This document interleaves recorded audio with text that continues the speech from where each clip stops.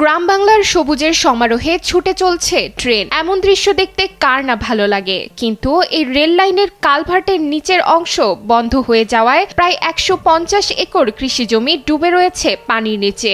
এতে মাথায় হাত স্থানীয় প্রায় 1500 কৃষকের। 7-8 বছর ধরে ফসল আমরা ঠিকমতো নিতে পারি না। এখানে বৃষ্টি নামলেও যায়, পানি বাইজে থাকে। আর এই যে কার্তিক মাসে যে ফসলটা, যে এখন আমাদের খেত জোয়াবে, কিন্তু এখন জোয়াইতেছে না, সেটা ওই পৌষ মাসে হইতেও পারে, নাও হইতে পারে। মাদারীপুরের শিবচর উপজেলার মাতবরচর 5 ও 6 নম্বর ইউনিয়নের 5টি গ্রাম টানা 4 বছর ধরে পানিবন্দী অবস্থায় রয়েছে। 2021 সালে পদ্মা সেতু রেল সংযোগ প্রকল্পের সময় রেল লাইনের নিচের কালভার্টে থাকা খালের মুখ ভরাট করে দেওয়ায় এই ভয়াবহ জলাবদ্ধতার সৃষ্টি হয়েছে। এই নদীর পানিটা আগে চালু ছিল, এখানে কালভার্ট ছিল একটা, সেই কালভার্টটা ওই রেল লাইনের কাজ করার সময় চ্যানেলটা ক্লোজ হয়ে যায়। আমরা কথা ছিল কাজ শেষে যাওয়ার সময় চ্যানেলটা চালু করে দেওয়া যাবে, কিন্তু দুর্ভাগ্যজনকভাবে ওরা কাজ শেষে চলে গেছে, কিন্তু চ্যানেলটা চালু করে দেওয়া যায়। রেল সংযোগ প্রকল্পের সময় প্রকল্প সংশ্লিষ্ট কর্তৃপক্ষ জানিয়েছিল কাজ শেষে খালটি পুনরায় খনন করে পাঁচচর খালের সঙ্গে সংযুক্ত করা হবে, কিন্তু কাজ শেষের পর খাল খননের আর কোনো উদ্যোগ নেওয়া হয়নি। রেল লাইনের নিচে সুইচ গেট ও কালভার্ট নির্মিত হলেও খালের মুখ বন্ধই রয়ে গেছে। রেল লাইন যতদিন ধরে কাটছে অতদিন ধরে আমাদের বলছিল দিনের রাস্তাটা পানি নামাই দিব, ওই কালভার্ট করিয়া ওই জায়গাটা পানি নামাই দিব, তা আমাদের ওটা পানি নামাই দেয় নাই। আজকে 5 বছর ধরে এই ঘটনা চলতেছে, 3 বছর ধরে মানে কোনো ফসল আদিরা আমরা পাই না একবারে। আশপাশের গ্রামগুলোতে 4 থেকে 5 মাস ধরে পানি জমে থাকে। এতে প্রায় 150 একর কৃষি জমি দীর্ঘ সময় পানির নিচে থেকে যাচ্ছে। বছরে 2টি মৌসুমের ফসলই নষ্ট হয়ে যাচ্ছে। ধান রোপণের পর পানি নিষ্কাশন না হওয়ায় তা ডুবে নষ্ট হয়ে যায়। আবার পানি যথাসময়ে না শুকানোর কারণে রবি মৌসুমের ফসল যেমন আলু, গম, পেঁয়াজ, রসুন, সরিষা ইত্যাদি সময়ে লাগাতে পারছেন না কৃষকেরা। এতে কৃষকরা ব্যাপক ক্ষতির মুখে পড়ছেন। এই একটা কালভার্ট করা, ওই পাশে একটা কালভার্ট করা, এই দুইটা কালভার্ট তো করছে আমাদের পানি সরানোর জন্য। তাহলে আমরা এই পানিবন্দীটা কেন রইলাম? আমরা পানিবন্দী হয়ে গেছে, এত জায়গা তো বেশি না, অল্প জায়গা, আমার একটু ছাড়াই দিল তো আমরা পানিবন্দী।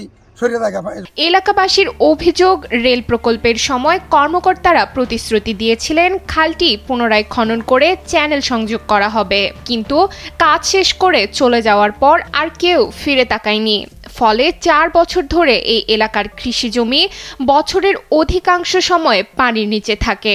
জলাবদ্ধ পানি এগুলো আসলে অনেক কয়েকবারই অনেক টিনো সব আসছিল বা আসছিল, সবাই দেখে গেছে আর কি।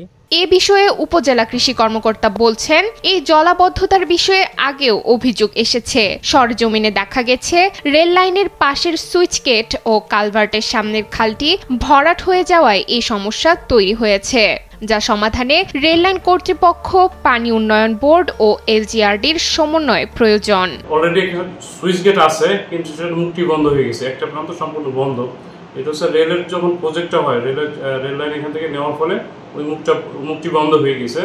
সেক্ষেত্রে এটি যদি আমরা সমাধান করতে চাই, তাহলে স্থানীয় রেল কর্তৃপক্ষ বা আমাদের ব্রিজ অথরিটি এবং এলজিআরডি বা পানি উন্নয়ন বোর্ড যে অথরিটিগুলো আছে, সবার সমন্বিত চেষ্টা যদি এই নদীর মুখটি বা যে কোনো একটি চ্যানেল স্থানীয় আড়িয়াল খাঁ নদী বা পদ্মা নদীর সাথে যদি কানেক্ট করে দেওয়া যায়, তাহলে এটা সমাধান সম্ভব।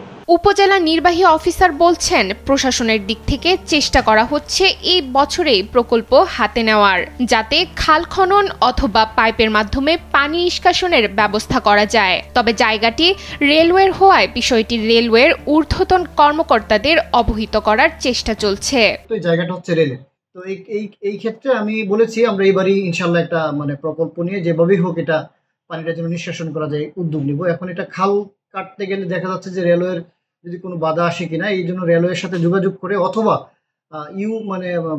পাইপ দিয়ে যদি পানিটা নিষ্কাশন করা যায়, বড় আকৃতির পাইপ দিয়ে, সেক্ষেত্রে আমরা সেটা করতে পারি। ইনশাল্লাহ আমরা সেটা ব্যবস্থা নিব। স্থানীয় প্রায় 1500 কৃষক এখন চাষাবাদ বন্ধ করে বেকার হয়ে পড়েছে। এলাকাবাসী দ্রুত খাল পুনঃখনন করে পাঁচচর খালের সঙ্গে সংযোগ ফিরিয়ে দেওয়ার দাবি জানিয়েছেন সংশ্লিষ্ট কর্তৃপক্ষের কাছে।